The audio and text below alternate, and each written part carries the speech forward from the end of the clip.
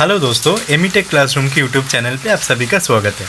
और आज की इस वीडियो में हम देखेंगे हीट इंजन, हीट पंप और रेफ्रिजरेटर, इन तीनों के बीच बेसिक डिफरेंस क्या होता है, मतलब इनका जो वर्किंग प्रिंसिपल है, वर्किंग प्रिंसिपल कैसा होता है और इन तीनों के बीच डिफरेंस क्या है। सबसे पहले हम एक ड्रॉ कर लेते हैं।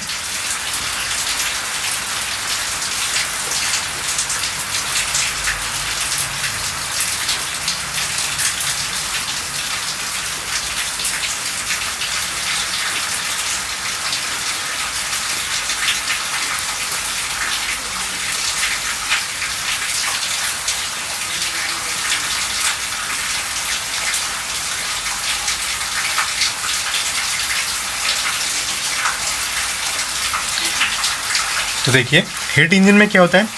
हीट इंजन में सपोज ये मेरा एक ऑब्जेक्ट है जिसका टेम्परेचर T1 है और ये एक ऑब्जेक्ट है जिसका टेम्परेचर T2 है।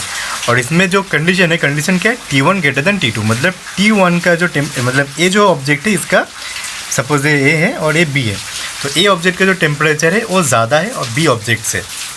ठीक है, मतलब यहाँ पे ए ऑब्जेक्ट हो गया हम लोग का हीट सोर्स और बी ऑब्जेक्ट हो गया हीट सिंक। अभी नॉर्मल हीट इंजन में क्या होता है, हीट इंजन में टेम्परेचर जिसका ज़्यादा है, ज़्यादा से जिसका कम है टेम्परेचर, उसके तरफ हीट फ्लो होता रहता है। मतलब कंटिन्यूसली ए ऑब्जेक्ट से बी ऑब्जेक्ट की तरफ हीट फ्लो होगा जब तक कि T1 इक्वल्स टू T2 ना हो। जब तक इन दोनों ऑब्जेक्ट का टेम्परेचर सेम नहीं होगा तब तक ए ऑब्जेक्ट से बी ऑब्जेक्ट की तरफ हीट फ्लो होता रहेगा और इसके वजह से क्या होगा, हमें वर्क मिलेगा। इसी को बोलते हैं हीट इंजन। ठीक है, हीट इंजन का मतलब क्या होगा कि टेम्परेचर जो है वो कोल्ड बॉडी का टेम्परेचर इंक्रीज़ होगा, हॉट बॉडी का टेम्परेचर डिक्रीज़ होगा और इसके वजह से ये जो दोनों का टेम्परेचर डिफरेंस है, इसके वजह से हमें वर्क मिलेगा। उसी तरह से जो हीट इंजन है, हीट इंजन की एफिशिएंसी क्या होगा, एफिशिएंसी हो जाएगा W/Q1 इक्वल्स टू हो गया मेरा, ये हो गया था हम लोग Q1, ये था Q2। तो इसका मतलब क्या होगा, W/Q1, और जिसमें Q1 इक्वल्स टू था हम लोगों का Q2 प्लस W। नेक्स्ट होता है हीट पम्प। हीट पम्प में क्या होता है, हीट पम्प में होता है कि इसी में भी कंडीशन हम लोगों का सेम था, T1 का टेम्परेचर ज़्यादा था और T2 का टेम्परेचर कम था। इसमें क्या होगा कि हम लोग का जो हीट का जो फ्लो होगा वो जिसका टेम्परेचर कम है उससे जिससे टेम्परेचर ज़्यादा है उसके तरफ हीट फ्लो होता रहेगा। तो क्या था, हीट इंजन में ज़्यादा टेम्परेचर जिसका था उससे जिसका टेम्परेचर कम था उसके तरफ हीट का फ्लो हो रहा था। लेकिन हीट पम्प में क्या होगा, हीट पम्प में जिसका टेम्परेचर कम है उससे टेम्परेचर जिसका ज़्यादा है उसके तरफ हीट का फ्लो होता रहेगा। लेकिन नॉर्मल कंडीशन में तो ऐसा नहीं हो सकता, तो इसीलिए क्या होगा कि इसमें हम लोगों को बाहर से वर्क इनपुट करना पड़ेगा। इसमें हमें नॉर्मल कंडीशन में वर्क मिल रहा था, लेकिन इसमें हमें बाहर से वर्क को इनपुट करना पड़ेगा, जिसके वजह से हीट जो है वो कोल्ड बॉडी से हॉट बॉडी की तरफ जाएगा। और इसमें हम लोगों का जो मेन टारगेट क्या है, इसमें मेन टारगेट हम लोगों का ये है कि जिसका टेम्परेचर ज़्यादा है उसी को टेम्परेचर ज़्यादा रखना। यहाँ पे ए हो गया हम लोगों का वर्किंग प्लेस, मतलब हम लोग ए ऑब्जेक्ट को लेकर काम करेंगे। सपोज जैसे कि आपने देखा होगा कि ठंडी का जो मौसम होता है, ठंडी के मौसम में हम लोगों का जो रूम का टेम्परेचर है, रूम का टेम्परेचर को ज़्यादा करने के लिए हम हीट पंप को यूज़ करते हैं। लेकिन जो सराउंडिंग का जो टेम्परेचर होता है, सराउंडिंग का टेम्परेचर कम होता है। मतलब ये जो बी है, बी हो गया हम लोग का सराउंडिंग और ए हो गया रूम। रूम का टेम्परेचर ज़्यादा था, सराउंडिंग का टेम्परेचर कम था, लेकिन फिर भी हम सराउंडिंग से टेम्परेचर को रूम की तरफ लाते हैं, हीट पंप का यूज़ करके इसमें वर्क इनपुट करते हैं। तो ये हो गया हीट पंप का बेसिक प्रिंसिपल। इसमें क्या होगा, इसमें COP क्या होता है, COP हो जाएगा Q1/W। मतलब Q1 क्या है, Q1 हो गया Q1 और W का मतलब है, W हो गया हम लोगों का Q1 माइनस Q2। इसमें दूसरा तरफ से हम लिख सकते हैं T1 माइनस T2। अभी नेक्स्ट क्या है, नेक्स्ट होगा रेफ्रिजरेशन। रेफ्रिजरेशन में क्या होता है, रेफ्रिजरेशन और हीट पंप दोनों का जो वर्किंग प्रिंसिपल है दोनों सेम है। ए ऑब्जेक्ट है, ये बी ऑब्जेक्ट है।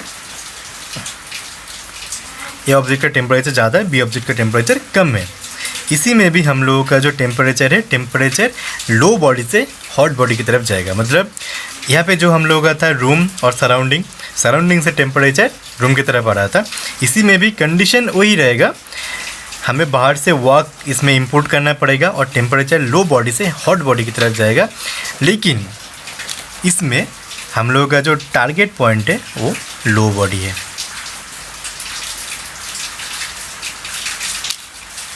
इसमें हीट पंप में जो हम लोगों का टारगेट पॉइंट था वो T1 था, मतलब जिसका टेम्परेचर ज़्यादा है वो हम लोगों का टारगेट पॉइंट था। लेकिन रेफ्रिजरेशन प्रोसेस में क्या है, रेफ्रिजरेशन में प्रोसेस में हम लोगों का जो टारगेट पॉइंट है वो B है, मतलब जिसका टेम्परेचर कम है उसका टेम्परेचर हमें और भी कम करना है।